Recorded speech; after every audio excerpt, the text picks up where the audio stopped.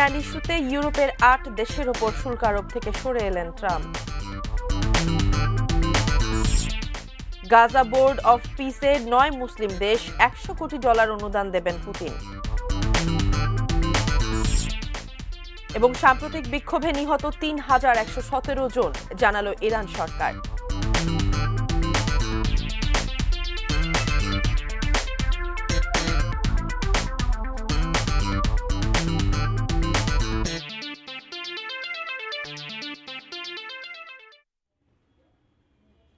এটি নিউজ দেখছেন। দেশের বাইরের খবরাখবর নিয়ে এটি নিউজের নিয়মিত আয়োজন Phoenix finance and investment presence around the world আমন্ত্রণ জানাচ্ছি আমি মারিয়া শিমু। শুনছিলেন প্রধান শিরোনামগুলো, বিস্তারিত জানাবো। গ্রিনল্যান্ড ইস্যুতে বিরোধিতা করার জেরে যুক্তরাজ্য, জার্মানি, ফ্রান্স সহ ইউরোপের ৮টি দেশের ওপর শুল্ক আরোপের সিদ্ধান্ত থেকে সরে এসেছেন মার্কিন প্রেসিডেন্ট ডোনাল্ড ট্রাম্প। সুইজারল্যান্ডের দাভোসে গতকাল বিশ্ব অর্থনৈতিক ফোরামের বৈঠকে অংশ নেওয়ার পর নিজের মালিকানাধীন ট্রুথ সোশ্যালে দেয়া এক পোস্টে ট্রাম্প বলেন, ন্যাটোর মহাসচিব মার্ক রুটের সঙ্গে তার খুবই ফলপ্রসূ বৈঠক হয়েছে। এ বৈঠকের উপর ভিত্তি করে তারা গ্রিনল্যান্ড ও সমগ্র আর্কটিক অঞ্চলের নিরাপত্তার বিষয়ে ভবিষ্যৎ চুক্তির একটি রূপরেখা তৈরি করেছেন। ট্রাম্প আরও বলেন, এই সমাধান চূড়ান্ত হলে তা যুক্তরাষ্ট্র ও ন্যাটোর দেশগুলো সবার জন্যই একটি চমৎকার বিষয় হবে। ওই পোস্টে ট্রাম্প ঘোষণা দেন, এই বোঝাপড়ার উপর ভিত্তি করে আগামী ১ ফেব্রুয়ারি থেকে ৮ দেশের উপর কার্যকর হতে যাওয়া ১০% শুল্ক প্রত্যাহার করা হচ্ছে।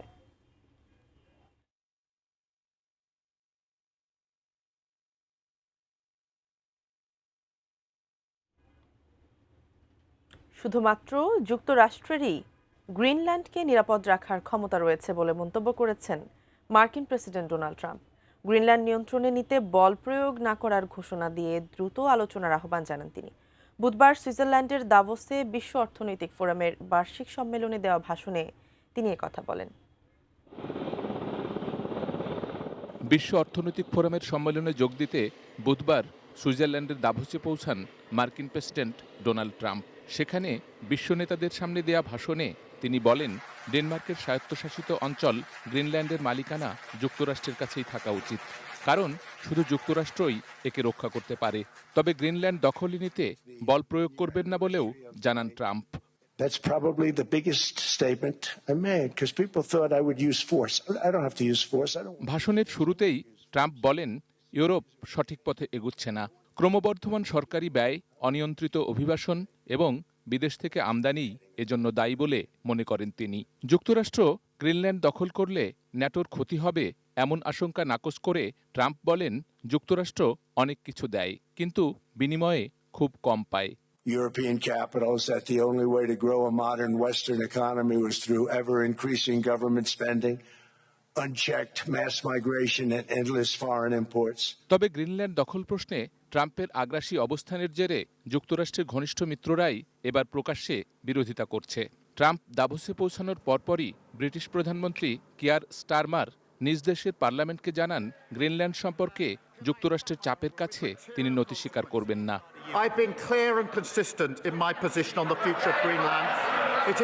The future is for Greenland and the Kingdom of Denmark alone. এছাড়া গ্রিনল্যান্ড দখলে বাধা দিলে শুল্ক আরোপের হুমকি দেওয়ায় ট্রাম্পের কঠোর সমালোচনা করেছেন ফরাসি প্রেসিডেন্ট এমানুয়েল ম্যাখো। মঙ্গলবারই দাভোস সম্মেলনে ম্যাখো পরিষ্কার জানিয়ে দেন, হুমকি বা জবরদস্তির কাছে নতি স্বীকার করবে না Europe. Without threatening anyone, but just supporting an ally and another European country. Sheikh Abdus Salam, desk report, ATN news. মার্কিন প্রেসিডেন্ট ডোনাল্ড ট্রাম্পের বোর্ড অব পিস বা শান্তি পর্ষদে যোগ দেওয়ার আমন্ত্রণ গ্রহণ করেছে 9টি মুসলিম দেশ। এক যৌথ বিবৃতিতে এই তথ্য জানান সংযুক্ত আরব আমিরাত, সৌদি আরব, কুয়েত, তুরস্ক, মিশর, জর্ডান, ইন্দোনেশিয়া, পাকিস্তান ও কাতারের পররাষ্ট্রমন্ত্রীরা। গাজায় যুদ্ধবিরতি ও পুনর্গঠনের মিশন তদারকির জন্য এই শান্তি পর্ষদ গঠন করেছেন প্রেসিডেন্ট ট্রাম্প। বিবৃতিতে বলা হয়, প্রতিটি রাষ্ট্র নিজ নিজ দেশের আইনগত প্রক্রিয়া ও অন্যান্য প্রয়োজনীয় ব্যবস্থা অনুসরণ করে যোগদান সংক্রান্ত নথিতে স্বাক্ষর করবে। এর মধ্যে মিশর, পাকিস্তান ও আরব আমিরাত আগেই আনুষ্ঠানিকভাবে যোগদানের ক্ষেত্রে সম্মতি জানিয়েছিল। ট্রাম্পের নেতৃত্বে পরিচালিত শান্তি প্রচেষ্টার প্রতি তাদের দেশের সমর্থন পুনর্ব্যক্ত করেন পররাষ্ট্রমন্ত্রীরা। এদিকে ট্রাম্পের আমন্ত্রণ গ্রহণ করে বোর্ড অব পিসে $1 বিলিয়ন দেওয়ার ইচ্ছে পোষণ করেছেন রুশ প্রেসিডেন্ট পুতিন। এদিকে গাজায় চলমান যুদ্ধবিরতির মধ্যেই চালানো ইসরায়েলি হামলায় অন্তত 11 ফিলিস্তিনি নিহত হয়েছেন। তাদের মধ্যে রয়েছে 2 শিশু ও 3 জন সাংবাদিক। এই ঘটনায় আরও 6 জন আহত হয়েছেন। এই হামলার ফলে গাজায় মানবিক সংকট ও নিরাপত্তা পরিস্থিতি নিয়ে নতুন করে প্রশ্ন উঠেছে।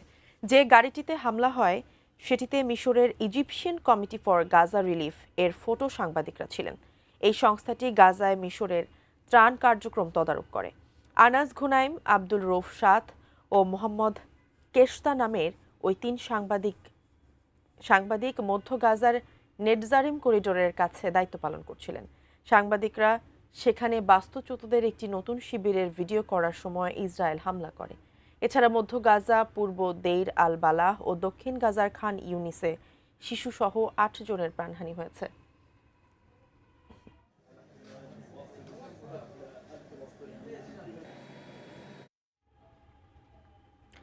ইরানের সাম্প্রতিক বিক্ষোভে মোট নিহতের সংখ্যা প্রকাশ করেছে ক্ষমতাসীন ইসলামী প্রজাতন্ত্রী সরকার। বুধবার স্বরাষ্ট্র মন্ত্রণালয়ের বরাতে ইরানের রাষ্ট্রায়ত্ত টেলিভিশন চ্যানেল জানিয়েছে, বিক্ষোভে নিহত হয়েছেন মোট 3,117 জন। নিহত 3,117 জনের মধ্যে 2,427 জনকে শহীদ এবং 690 জনকে সন্ত্রাসী দাঙ্গাকারী হিসেবে ঘোষণা করা হয়েছে। নিহত শহীদদের মধ্যে বেসামরিক আন্দোলনকারী এবং নিরাপত্তা কর্মকর্তা ও কর্মী উভয়ই আছেন। ইরানের ন্যাশনাল সিকিউরিটি কাউন্সিলের সচিব আলী আকবর পৌর জামশেদিয়ান রাষ্ট্রায়ত্ত টেলিভিশন চ্যানেলকে দেওয়া সাক্ষাৎকারে বলেন, নিহতদের মধ্যে যারা বিক্ষোভে সন্ত্রাস ও দাঙ্গাবাজি করেছে, সরকারি ও সামরিক স্থাপনায় হামলা চালিয়েছে, তাদেরকে সন্ত্রাসী দাঙ্গাবাজ হিসেবে ক্যাটাগরিভুক্ত করা হয়েছে। এদিকে যুক্তরাষ্ট্রভিত্তিক মানবাধিকার সংস্থা human rights activist news agency জানিয়েছেন, ইরানে বিক্ষোভের শুরু থেকে এ পর্যন্ত নিহত হয়েছে 4,560 জন। اعم از نیروهای حافظ امنیت و اقشار گوناگون مردم از مجموع 3,117 جان باخته آن حوادث به فیض شهادت نائل آمدند. মার্কিন অর্থমন্ত্রী স্কট বেসেন্ট দাবি করেছেন, রাশিয়া থেকে তেল কেনা বন্ধ করেছে ভারত। ফক্স নিউজকে দেওয়া সাক্ষাৎকারে তিনি এই কথা বলেন। ভারতীয় পণ্যের উপরে প্রথমে 25% শুল্ক আরোপ করেছিল যুক্তরাষ্ট্র। পরে রাশিয়া থেকে তেল কেনার শাস্তি হিসেবে অতিরিক্ত আরও 25% শুল্ক আরোপ করা হয়। যদিও রাশিয়ান তেল ইস্যুতে ওয়াশিংটনের পদক্ষেপকে অন্যায়, অযৌক্তিক বলে দাবি করে আসছে নয়াদিল্লি। ভারতের দাবি, দেশের বিশাল জনগোষ্ঠীর জ্বালানি নিরাপত্তা নিশ্চিত করতেই তারা রাশিয়ার কাছ থেকে তেল কিনেছে। সম্প্রতি রুশ থেকে তেল কেনার কারণে ভারত সহ আরও কয়েকটি দেশের ওপর 500% শুল্ক আরোপের একটি বিলে সম্মতি দিয়েছেন মার্কিন প্রেসিডেন্ট ট্রাম্প। শিগগিরই কংগ্রেসে সংক্রান্ত বিল পেশ করা হবে বলে জানিয়েছেন রিপাবলিকান পার্টির senator Lindsey Graham. India doesn't care membership in the BRICS group of developing nations and India's frustration at Trump taking credit for a ceasefire between India and Pakistan. Around the ওয়ার্ল্ডে নিচ্ছে একটি বিরতির পর আরও যা থাকছে। দক্ষিণ কোরিয়ার সাবেক প্রধানমন্ত্রীর 23 বছরের জেল এবং নিউজিল্যান্ডে ভয়াবহ ভূমিধস, শিশুসহ বহু মানুষ নিখোঁজ।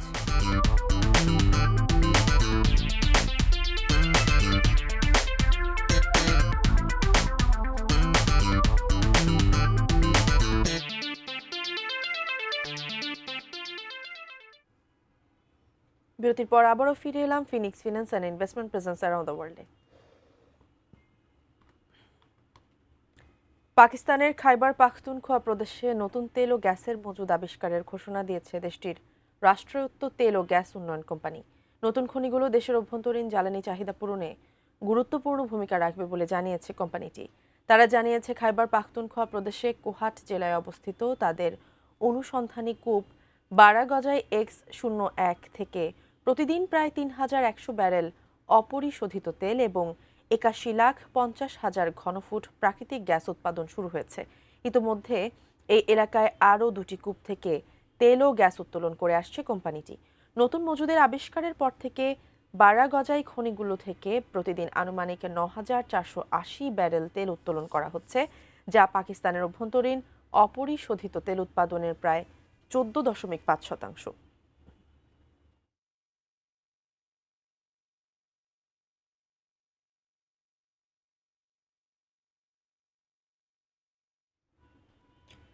দক্ষিণ কোরিয়ার সাবেক প্রধানমন্ত্রী হান ডাক-সুকে 23 বছরের কারাদণ্ড দিয়েছে সিউল সেন্ট্রাল ডিস্ট্রিক্ট কোর্ট। বিচারিক ইতিহাসে এক যুগান্তকারী রায়ে 2024 সালের সামরিক আইন জারিকে রাষ্ট্রের বিরুদ্ধে বিদ্রোহ হিসেবে আখ্যা দিয়েছেন আদালত। রায় ঘোষণার পরপরই আদালত কক্ষ থেকেই হান ডাক-সুকে আটক করে কারাগারে পাঠানো হয়। বিচারক বলেন, প্রধানমন্ত্রী হিসেবে বিদ্রোহের প্রকৃত সত্য উদ্ঘাটন করা ছিল আসামির দায়িত্ব, কিন্তু তিনি সামরিক আইনকে বৈধ দেখানোর চেষ্টা করেছেন, জাল নথি তৈরি ও ধ্বংস করেছেন এবং সাংবিধানিক আদালতে মিথ্যা সাক্ষ্য দিয়েছেন।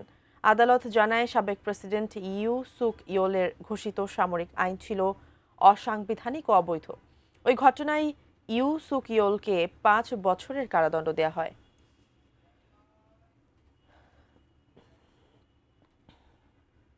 নিউজিল্যান্ডের জনপ্রিয় পর্যটন কেন্দ্র মাউন্ট মাউঙ্গানুই এবং আশেপাশের এলাকা সম্প্রতি ভয়াবহ বৃষ্টিপাত ও ঝড়ে ভূমিধসের ঘটনা ঘটেছে। এতে বহু মানুষ নিখোঁজ রয়েছেন। টানা কয়েকদিনের বৃষ্টি ও ঝড়ের কারণে মাটি নরম হয়ে যাওয়ায় এই ভূমিধসের সৃষ্টি হয়। এতে কয়েকজন পর্যটক নিখোঁজ রয়েছেন। তাদের সন্ধানে কাজ করছেন উদ্ধারকর্মীরা। তবে ক্যাম্পগ্রাউন্ডে এখনও কোনো জীবনের চিহ্ন পাওয়া যায়নি। এছাড়া পাপাময়া এলাকায় আরও একটি ভূমিধস হয়েছে, যেখানে দুজন নিখোঁজ রয়েছেন। স্থানীয় প্রশাসন সকলকে নিরাপদ স্থানে থাকার পরামর্শ দিয়েছে। নিউজিল্যান্ডের উত্তর দ্বীপের বে অফ প্লেন্টি এলাকায় কয়েকদিন ধরে ভারী বৃষ্টি ও ঝড়ের কারণে ব্যাপক বিদ্যুৎ বিভ্রাট হয়েছে। রাস্তা অনেক জায়গায় জলাবদ্ধতা দেখা দিয়েছে। এই পরিস্থিতি জনজীবন ও পর্যটন কার্যক্রমকে ব্যাপকভাবে ব্যাহত করেছে।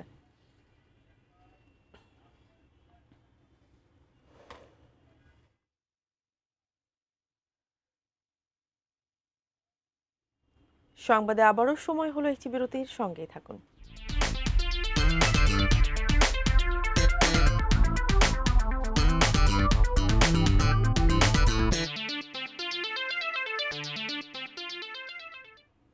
বিরতির পর আবার আমন্ত্রণ সংবাদে। দর্শক, বিশ্বকাপ ইস্যুতে কথা বলছেন ক্রীড়া উপদেষ্টা আসিফ নজরুল। আমরা সরাসরি যুক্ত হচ্ছি সেখানে। উগ্রবাদীদের চাপে নিরাপত্তা দিতে ব্যর্থ বা অনীহ হয়েছে সেই দেশেই খেলা হচ্ছে। সেই দেশের পুলিশ, সেই দেশের সিকিউরিটি এজেন্সিরই দায়িত্ব হবে ক্রিকেটারদেরকে নিরাপত্তা দেওয়া। তো আমরা তাহলে ওই ঘটনার পরে কি এমন চেঞ্জ হয়েছে ভারতের যে আমরা ভাবতে পারবো যে ভারতে আবার কোনো উগ্রবাদী আস্ফালন হবে না এবং ভারত আমাদেরকে মুস্তাফিজকে নিরাপত্তা দিতে পারে নাই? তো কি হয়েছে? আমাদের ক্রিকেটারদের, আমাদের সাংবাদিকদের, আমাদের দর্শকদের সবাইকে নিরাপত্তা দিতে পারবে? এটা আমরা কিসের থেকে কনভিন্সড হব? আমাদেরকে এই বিষয়ে কনভিন্স করার জন্য আইসিসি কোনো চেষ্টা করে নাই। আইসিসি আসল যে ইনসিডেন্ট সেটাকে বাদ দিয়ে তার স্ট্যান্ডার্ড যে সিকিউরিটি প্রসিডিউর সেগুলো নিয়ে আলোচনা করেছে। যেখান থেকে গ্রিভান্সটা, সেই ঘটনা নিয়ে আইসিসি কোনো স্ট্যান্ড নেয় নাই ঠিক মতো। এমনকি ভারত সরকারের পক্ষ থেকে যে আমাদের কনভিন্স করানোর চেষ্টা করা যে যেই ঘটনাটা ঘটেছে মুস্তাফিজের ক্ষেত্রে এটা একটা আইসোলেটেড ঘটনা, বা আমরা এটার জন্য সরি, আমরা এই ব্যবস্থা নিচ্ছি, তোমাদের দর্শক, তোমাদের সাংবাদিক, তোমাদের খেলোয়াড়দের জন্য কোনো রকম যোগাযোগের চেষ্টা করে নাই, কোনো রকম কনভিন্স করার চেষ্টা করে নাই। ফলে আমাদের ডিসিশন পরিবর্তন হওয়ার কোনো রকম স্কোপ নাই। আমরা এখনও আশা করব, আমরা মনে করি আমরা আইসিসি থেকে সুবিচার পাই নাই, আমরা এখনও আশা করব আইসিসি সুবিচার করবে। আমাদের যে বিশ্বকাপ খেলার যে অধিকার, যেটা শ্রীলঙ্কাতে আমাদের খেলার সুযোগ রয়েছে, এরকম বহু নজির পৃথিবীতে আছে যে অন্য একটা ভেন্যুতে সিকিউরিটি রিস্কের কারণে খেলা হচ্ছে। আমাদের এখানে জেনুইন সিকিউরিটি রিস্ক আছে। আমরা এখনও আশা ছাড়ি নাই। আমরা আশা করব আইসিসি আমাদের জেনুইন সিকিউরিটি রিস্কটা সুবিবেচনার সাথে নিয়ে আমাদেরকে শ্রীলঙ্কায় খেলার সুযোগ করে দেবে বিশ্বকাপ। আমরা সেই আশাবাদ নিয়ে এখনও অপেক্ষা করছি। ধন্যবাদ। আর বাকি যা বলার বুলবুল ভাই বলবে। আমার একটা মিটিং আছে, আমি আপনাদের থেকে কাইন্ডলি বিদায় নিচ্ছি। আচ্ছা, আমি আজকে ক্রিকেটারদের সাথে যখন কথা বলেছি, আমি প্রথমেই বলেছি ক্রিকেটারদের সাথে আমার যা কথা হবে সেটা আমাদের ব্যক্তিগত ব্যাপার, আমাদের প্রিভিলেজ কমিউনিকেশন। তাদের কারো কথা আমি সাংবাদিকদের বলবো না, তারা নিজেরা বলতে চাইলে বলবে। আমার কোনো কথা তাদেরকে কি বলেছি সেটাও বলবো না, শুধু এইটুক বলবো, কারণ এটা একটা প্রিভিলেজ কমিউনিকেশন। আমি যদি বলি যে ক্রিকেটাররা কী বলেছে সব আপনাদের বলবো, তাহলে তো ওরা মন খুলে কথা বলতে পারবে না। আমাদের এই সাক্ষাতের উদ্দেশ্যটা ছিল আমরা সরকার কেন এই সিদ্ধান্তটা নিয়েছে সেটা তাদের ব্যাখ্যা করে বুঝিয়ে বলা, কনটেক্সটটা বলা, আমার কাছে মনে হয়েছে যে তারা এটা বুঝতে পেরেছে, এটাই পারপাস ছিল, আর কিছুই না। আর তারা কি বলেছে সেটা বলার অধিকার আমার নাই। একটা বিশ্বকাপ না খেলতে আমাদের ক্রিকেটারদের যেমন ক্ষতি হবে, বোর্ডের ক্ষতি হবে, পুরো বাংলাদেশের ক্ষতি হবে, কারণ আমরা দর্শক বলি, আমরা রেভিনিউর কথা বলি। বিশ্বকাপ খেললে বাংলাদেশে কি ক্ষতি হবে সেটাও আপনাদের বিবেচনা নেওয়া উচিত। মাথা নত করে নিজের দেশের মানুষকে সিকিউরিটি রিস্কের মধ্যে ফেলে এই আঞ্চলিক রাজনৈতিক পরিস্থিতি বিবেচনা না করে একটা জেনুইন রিস্কের মধ্যে নিজের দেশের শুধু খেলোয়াড় না, দর্শক এবং সাংবাদিকদেরকে ঠেলে দিলে কি ক্ষতি হতে পারে সেটাও আপনাদের সবার বিবেচনা নেওয়া উচিত। আমি আর যাচ্ছি। আচ্ছা, লাস্ট কোয়েশ্চেন বলেন। আজকে আপনারা খেলোয়াড়দের নিয়ে বসেছেন, যেটা আমরা জানি কালকে আইসিসি মিটিং এর মাধ্যমে একজনের একটা সিদ্ধান্ত হয়েই গেছে, একটা নতুন একটা লাইসেন্স দেওয়ার পরে আজকে যে খেলোয়াড়দের সাথে বসলেন, আপনারা যে সিদ্ধান্তটা নিয়েছিলেন, মানে এর মাঝখানে কি আপনারা বসতে পারতেন না? কারণ খেলোয়াড়দের দিকে দেখা গেছে তারা একটা। আমি আপনাকে একটা কথা স্পষ্ট করে বলি, আমাদের খেলোয়াড়দের সাথে বোর্ডের সবসময় যোগাযোগ ছিল, ঠিক আছে? আমার সাথে যোগাযোগ তো আমার তো বোর্ড আছে, আমার তো মন্ত্রণালয় আছে। আর আপনাদেরকে আমি স্পষ্টভাবে জানিয়ে দেই, এই যে সিকিউরিটি রিস্কের কথা বিবেচনা করে ভারতে বিশ্বকাপ না খেলা, এটা আমাদের সরকারের সিদ্ধান্ত। কোনো একটা দেশের মানুষ অন্য একটা দেশে গেলে সিকিউরিটি রিস্ক আছে কি না সেটা সরকার বিবেচনা করে দেখে, এটা অন্য কারো বিবেচনার স্কোপ নাই। ধন্যবাদ। আমি বলেছি। দর্শক, বিশ্বকাপে বাংলাদেশ ক্রিকেট টিমের ভারতে খেলতে যাওয়ার ইস্যু নিয়ে এছাড়াও আরও বিভিন্ন বিষয় নিয়ে কথা বলছিলেন ক্রীড়া উপদেষ্টা আসিফ নজরুল। আমরা সরাসরি সেখানে যুক্ত ছিলাম। অন্য প্রসঙ্গে যাচ্ছি। সিরিয়ার হাসাকা প্রদেশে এসডিএফ এর ড্রোন হামলায় দেশটির 7 সেনা সদস্য নিহত এবং আরও 20 জন আহত হয়েছেন। মঙ্গলবার রাতে উত্তর পূর্বাঞ্চলীয় প্রদেশ আল ইয়ারুবিয়ার একটি সীমান্ত ক্রসিং এর কাছে একটি গোলাবারুদের ডিপো লক্ষ্য করে হামলা চালানো হয়। হামলার আগে সিরীয় সেনাবাহিনীর ইউনিটগুলো ওই সীমান্তের কাছে একটি ড্রোন তৈরির সরঞ্জাম এবং আইইডি তৈরির কারখানা খুঁজে পায়। দর্শক, আমরা আবারও ফেরত যাচ্ছি। সাংবাদিকদের সঙ্গে কথা বলছেন বিসিবি প্রধান আমিনুল ইসলাম বুলবুল। আমরা সেখানে সরাসরি যুক্ত হচ্ছি। মাধ্যমে জানতে পারলাম এবং আমরা ফিল করেছি সিকিউরিটি একটা বড় ইস্যু এই 2020 ওয়ার্ল্ড কাপের জন্য। জানার সাথে সাথে আমরা আইসিসির সাথে যোগাযোগ করেছি 4th of January, এবং 4th of January আমরা জানিয়েছি যে this is the situation, give us an alternate venue or look this matter seriously. পরবর্তীতে বিভিন্ন পর্যায়ে আমাদের সাথে যোগাযোগ হয়েছে এবং যোগাযোগের এক পর্যায়ে আমরা এস্টাবলিশ করতে পেরেছিলাম যে এই সিকিউরিটির কারণে আইসিসি বিভিন্ন পদক্ষেপ নিয়েছে এবং রিসেন্টলি আইসিসি বিভিন্ন সময় 1996, 2003 যে ঘটনাগুলো ঘটেছিল সেগুলো বলার চেষ্টা করেছে। আমরা আইসিসিকে বলেছি যে রিসেন্ট যে ঘটনাগুলো ঘটেছে এবং আইসিসির যে পদক্ষেপগুলো ছিল সেগুলো তাদেরকে আমরা দেখিয়ে দিয়েছি চোখে আঙ্গুল দিয়ে। গত বছর ফেব্রুয়ারি মাসে যখন একটা দেশ নিরাপত্তাজনিত কারণে চ্যাম্পিয়ন্স ট্রফি খেলতে যেতে অস্বীকৃতি জানিয়েছিল, তখন সেই দেশের গভর্নমেন্টের পারমিশন নিয়ে আইসিসিকে যখন জানানো হয়েছিল তখন তাদের জন্য একটা নিউট্রাল ভেন্যুর ব্যবস্থা করেছিল এবং সেই নিউট্রাল ভেন্যুতে তারা সমস্ত চ্যাম্পিয়ন্স ট্রফি একটা হোটেলে থেকে একটা মাঠে খেলেছিল। ইট ওয়াজ এ প্রিভিলেজড। পরবর্তীতে যে আপনারা জানেন যে হাইব্রিড মডেলটা যেটা এখন হচ্ছে, আমরা সকলে বলছি যে শ্রীলঙ্কা কো হোস্ট না, শ্রীলঙ্কা হাইব্রিড মডেলের একটা অংশ, যেখানে অন্য অন্য দেশের খেলাগুলো হচ্ছে সেখানে। আমরা সেই দিকে তাকিয়ে আমরা বলেছিলাম যে যেহেতু এটা হাইব্রিড মডেলটাও হয়েছে বিকজ অফ সিকিউরিটি এবং গভর্নমেন্টের অনীহার কারণে, আমরা সেই লাইনেও তাদের আইসিসিকে বলার চেষ্টা করেছি এবং বুঝিয়েছি, কিন্তু তারপরে আমাদের আবেদনকে খারিজ করে দেওয়া হয়েছে। আমরা আবারও চেষ্টা করব আজকে আর কি পথ আছে আইসিসিকে বলা। আপনারা হয়তো গতকালকে শুনেছেন যে একটা ভোট হয়েছে। ভোটের নাম্বারটা অফিসিয়ালি আমি বলতে চাচ্ছি না, কেননা আইসিসি সেটা বলতে বারণ করছে, কিন্তু বিভিন্ন জায়গায় ভোটের একটা নাম্বার দেখতে পাচ্ছি। আমরা খুব সন্দিহান, বাংলাদেশ ক্রিকেট নিয়ে আমরা খুব গর্ব বোধ করি, কিন্তু ওয়ার্ল্ড ক্রিকেট নিয়ে আমরা সন্দিহান। যেখানে ক্রিকেটের পপুলারিটি কমে যাচ্ছে, সেখানে আইসিসি এরকম অলমোস্ট 200 মিলিয়ন লোকের খেলা দেখার বা খেলার যে একটা প্রত্যেক দিন আমরা বিশ্বাস করতাম যে এই কয়দিন যে আমাদের প্রত্যেকটা লোক সকালবেলা উঠে শুনতে পাবে যে বাংলাদেশ বিশ্বকাপ খেলছে এবং আইসিসি বাংলাদেশের আবেদনটা মেনে নিয়েছে, কিন্তু এই সিচুয়েশন। দর্শক, ভারতে খেলতে না যাওয়ার সিদ্ধান্তে অটল বাংলাদেশ এ সংক্রান্ত আরও নানান বিষয় নিয়ে কথা বলছিলেন বিসিবি প্রধান আমিনুল ইসলাম বুলবুল। আমরা সরাসরি সেখানে যুক্ত ছিলাম। এরই সঙ্গে শেষ করছি Phoenix finance and investment presence around the ওয়ার্ল্ডের আজকের আয়োজন। ভালো থাকুন, ধন্যবাদ আমাদের সঙ্গে থাকার জন্য।